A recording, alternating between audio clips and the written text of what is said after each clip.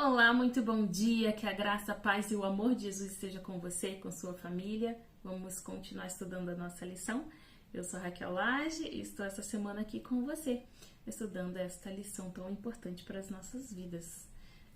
Hoje, tópico de quarta-feira, um exemplo de verdadeiro arrependimento. A primeira pergunta fala: o que acontece quando não reconhecemos nossos pecados perante Deus, mas em vez disso guardamos em silêncio? O texto aqui de Salmos 32, versículo 3 e 4, ele é bem claro e fala que há uma sequidão nos ossos, há uma tristeza profunda, algo que não traz nenhum benefício. Então, quando não reconhecemos nossos pecados a Deus, nós ficamos com um peso muito grande de culpa, e nós levamos isso sozinhos, essa carga sem necessidade. E isso não produz algo bom para a nossa vida. A pergunta B conta algo muito interessante, fala que depois que o profeta Natan foi franco com Davi sobre o pecado de Davi, como que o rei reagiu. Bom, Davi ele fez algo bem terrível, né? Ele mandou Urias, que era um capitão do exército, para frente da batalha para poder morrer e ele ficar com a mulher de Urias. Olha que coisa. Ninguém sabia desse plano de Davi, mas foi isso que aconteceu. Ele ficou com a mulher depois que o capitão morreu. Mas Deus conhece todas as coisas e ele mandou o profeta a Davi para poder falar para ele o seu pecado. E Davi achava que ninguém sabia de nada disso. Enfim, Natan chegou para Davi e falou para ele o seu pecado contando uma ilustração. Então ele disse que ele foi contar uma história, disse que em uma cidade moravam dois homens, um rico e um pobre. O rico tinha muitos bois e ovelhas, mas o pobre só tinha uma ovelhinha, a qual ele cuidava com muito carinho, cresceu junto com a sua família, comia junto com eles, sabe, aquele bichinho de estimação. E um dia um viajante chegou à cidade do rico e ao invés de o rico pegar um dos seus animais para fazer um banquete para aquele viajante, ele decidiu pegar a ovelhinha daquele pobre homem e preparar para a refeição daquele viajante. Então, Natan perguntou, o profeta perguntou para Davi, né, como ele se sentia, né, diante daquilo ali. O Davi, ele ficou muito irado.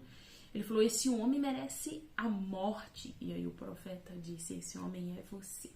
Contando para ele entender o pecado que ele tinha cometido. E na mesma hora, Natan não precisou falar mais nada. Ele caiu em si sobre o seu pecado e falou: pequei contra o meu Deus. Nesse momento, um arrependimento profundo tomou conta do seu coração. Quando não há arrependimento profundo, nós tentamos justificar as nossas ações. Davi não justificou nada. Ele não procurou nada para dizer: ah, Senhor, mas foi isso, Senhor, mas eu sou o rei, eu não posso tomar as decisões, enfim. Não, Davi não fez nada a não ser derramar o seu coração a Deus em profundo arrependimento. E Natan foi e falou, né, o que Deus tinha dito que iria acontecer com a sua família, uma desgraça total,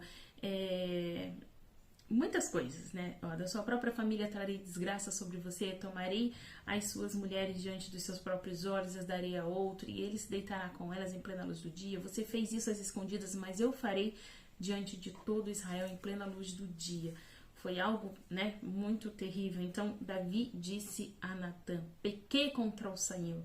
E Natan disse a Davi, inspirado pelo Senhor: também o Senhor traspassou o teu pecado, não morrerás. Então, a repreensão do profeta tocou profundamente o coração de Davi, despertou consciência do seu erro, e nesse momento Davi se curva perante Deus. Então o arrependimento de Davi foi profundo e foi sincero. Não houve nenhum esforço para amenizar o próprio crime, nenhum desejo de escapar dos castigos prometidos inspirou sua prece, mas ele viu uma enormidade da transgressão contra Deus, viu a contaminação da alma, odiou o próprio pecado, não orou só por perdão, mas por pureza de coração. Olha que interessante, né? Senhor, perdoa o meu pecado, mas Senhor, purifica o meu coração. Davi não abandonou a luta em desespero. Nas promessas de Deus aos pecadores arrependidos, viu a evidência de seu perdão e a aceitação. Então nós precisamos ter esse profundo arrependimento, como Davi teve. A pergunta C diz, como o mesmo processo ocorreu também no coração de Simão de Betânia. E aí é outra história, né?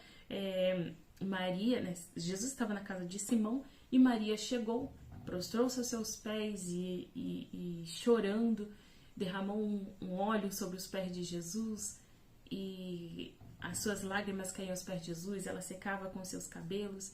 E Simão, ele ficou muito incomodado com aquilo ali.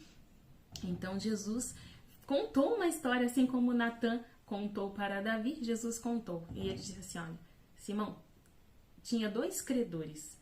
Um devia 500 denários ao seu senhor e o outro 50. Nenhum dos dois tinha como pagar, mas o senhor perdoou a dívida de ambos. Qual deles o amará mais? Óbvio, Simão disse, aquele a quem foi perdoado a maior dívida. Jesus disse, você julgou bem. Em seguida, ele se virou para a mulher e disse a Simão, tá vendo essa mulher, Simão? Eu entrei na sua casa, mas você não me deu água para lavar os pés, mas ela lava os meus pés com as suas lágrimas e enxuga com seus cabelos. Você não me saudou com ósculo santo, não me deu um beijo no rosto. Essa mulher não cansa de beijar os meus pés. Você não ungiu a minha cabeça com óleo, ela derramou o seu perfume nos meus pés. Então eu te digo, os muitos pecados dela foram perdoados, pelo que ela amou muito. Mas aquele a quem pouco foi perdoado, pouco ama. Então Jesus disse a ela, seus pecados estão perdoados. Jesus quis dizer a Simão que ele era aquele a quem devia menos. Os 50 centavos e o outro 50 reais. E Maria, digamos, devia os 50 reais e Simão os 50 centavos. Porque Simão tinha induzido aquela mulher ao erro. E Jesus quis trazer a ele a consciência que ela estava ali sendo perdoada porque confessou o seu pecado. E Simão, mesmo tendo um pecado, digamos que pela história, né, menor, não foi sincero em seu arrependimento. E aqui diz que se nós confessarmos os nossos pecados, independente de que pecado seja, ele é fiel e justo para nos perdoar e nos purificar de toda injustiça. Então, que Deus possa nos abençoar e que a bondade de Jesus possa estar no nosso coração, produzindo arrependimento, que o Espírito Santo possa continuar trabalhando e que nós, acima de tudo, possamos ouvir e atender a voz para que o nosso coração produza esse profundo arrependimento. Um abraço, fique com Deus e até amanhã para continuarmos o estudo da nossa lição.